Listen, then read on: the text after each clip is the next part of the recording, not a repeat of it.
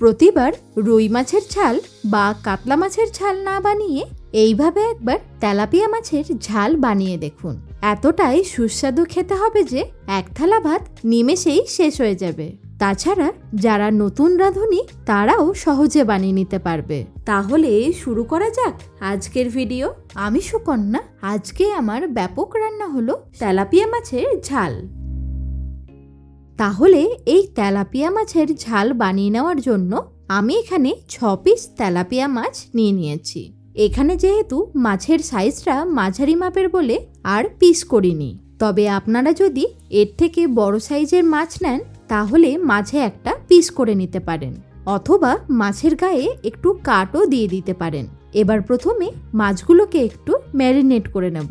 প্রথমেই দিয়ে দিচ্ছি 1 চা চামচ নুন, এরই সাথে দিয়ে দেব 1/2 চা চামচ হলুদ গুঁড়ো, আর দিয়ে দিচ্ছি 1 টেবিল চামচের মতো সর্ষের তেল।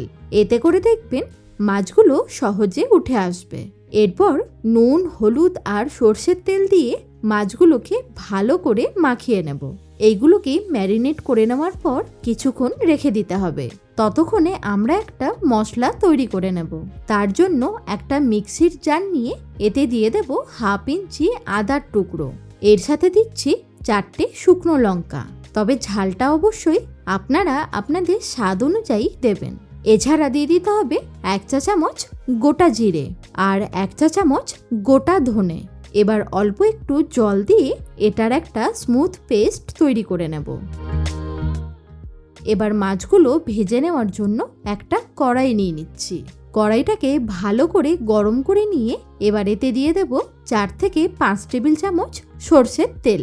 তেলটা ধোঁয়া ওঠা অবধি ভালো করে গরম করে নিয়ে তারপর ফ্লেমটাকে লো করে দিতে হবে।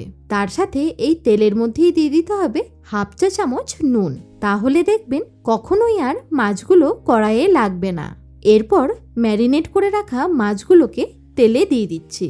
তবে একসাথে সব মাছগুলোকে দিচ্ছি না, ব্যাচ ওয়াইজ এগুলোকে ভেজে নেব। একটা সাইড যখন একটু লালচে করে ভাজা হয়ে যাবে তখন উল্টে দিয়ে অপর দিকটাকেও একই রকম ভাবে ভেজে নিতে হবে। আর এই সময় ফ্লেমটাকে অবশ্যই মিডিয়ামে রাখবেন। এখানে একটা ছোট্ট টিপস, মাছ কখনোই খুব বেশি কড়া করে ভাজবেন না, তাহলে মাছের স্বাদ নষ্ট হয়ে যায়। মাছগুলোকে আমার হালকা করে ভেজে নেওয়া হয়ে গেছে। এবার এগুলোকে একটা পাত্রের মধ্যে তুলে রাখবো। এই একই রকম ভাবে বাকি মাছগুলোকেও ভেজে নিচ্ছি।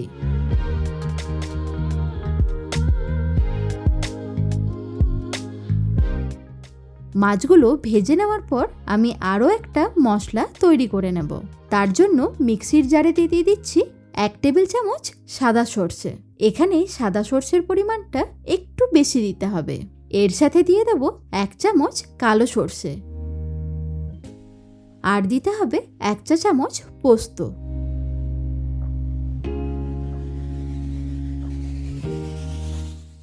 প্রথমে এইগুলোকে একটু শুকনো অবস্থায় বেটে নিচ্ছি। একদম মিহিভাবে বাটা হয়ে গেলে এবার এতে অল্প একটু জল দিয়ে এটার একটা পেস্ট তৈরি করে নিতে হবে।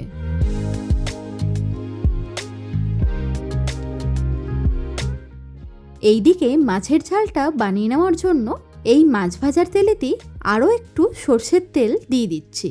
এতে ফোড়ন দিয়ে দেব 1/2 চা চামচ কালো জিরে। গ্যাসের ফ্লেমটাকে লোতে রেখে কালো জিরেটা ভেজে নেওয়ার পর এতে দিয়ে দেব একটা বড় মাপের ছোট টুকরো করে কেটে নেওয়া টমেটো। আপনারা চাইলে টমেটোর পেস্টও দিতে পারেন।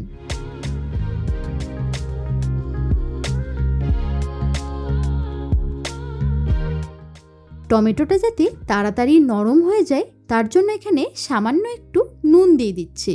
1 থেকে 2 মিনিট একটু নাড়াচাড়া করলেই দেখবেন টমেটোটা নরম হয়ে যাবে। আর স্প্যাচুলা বা খুন্তি দিয়ে এইভাবে একটু গেলে দিলে দেখবেন এটা একদম গলে যাবে। টমেটোটা ভালোভাবে গলে যাওয়ার পর এবার ধনে, আদা, জিরে আর শুকনো লঙ্কার পেস্টটা দিয়ে দেব। এরই সাথে দেব 1/2 চা চামচ হলুদ গুঁড়ো আর 1/2 চা চামচ কাশ্মীরি লঙ্কার গুঁড়ো।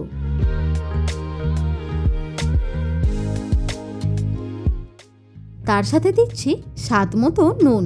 এবার মশলাটাকে তেল ছাড়া অবধি ভালো করে কষাতে হবে। লো টু মিডিয়াম ফ্লেমে 3 থেকে 4 মিনিট মশলাটা কষালেই দেখবেন এর কাঁচা গন্ধটা চলে যাবে আর ধীরে ধীরে তেল ছাড়তে শুরু করবে। ঠিক এই পর্যায়ে দিয়ে দেব সর্ষে পোস্তর পেস্টটা আর এইটাকে আবারও একবার ভালো করে কষিয়ে নেব।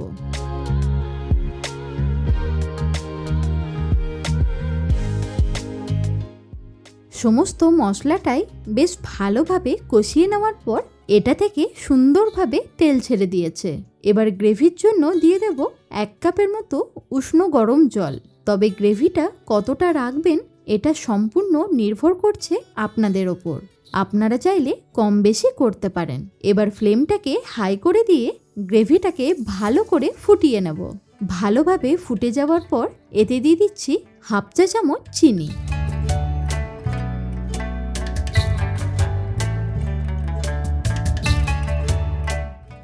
একবার মিশিয়ে নিয়ে এরপর একে একে ভেজে রাখা মাছগুলোকে দিয়ে দিতে হবে।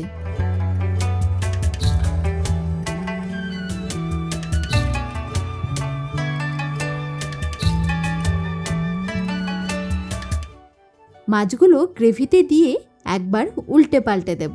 এবার ফ্লেমটাকে হাই করে দিয়ে গ্রেভিটাকে একটু ফুটিয়ে নেওয়ার পর একটা ঢাকা দিয়ে 2 থেকে 3 মিনিট এটাকে রান্না করে নেব। 3 মিনিট পর দেখুন আমাদের তেলাপিয়া মাছের ঝাল প্রায় হয়ে এসেছে।